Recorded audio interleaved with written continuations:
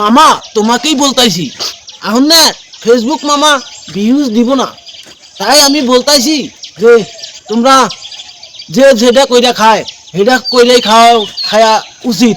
তোমরা চাকরি করো, আমরা রাজমিস্ত্রি কাম করি। মাগ্যা মানুষ ভাত রাইন্দা খায়, নাকবো। এখন ফেসবুকে ভিউজ দিব না, সরকার আলাদা যে যেটা কইরা খায় সেটাই করে খাও।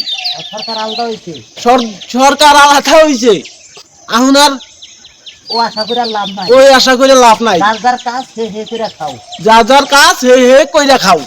বুঝতে পারিছেন? আজকের মতো একদম আমার কথাটা ক্লিয়ার ভাবে বুঝতে পারিছেন, যে যেটা কইরা খায় এটাই করে খাও। মাইয়া মানুষ ভাত বানায় খায়, ভাত বানাই খাও। আমরা মিস্ত্রি মানুষ কাজ করে খাই, কাজ করেই খাম, সমস্যা নাই। যে চাকরি করে খায় চাকরি করে খাও।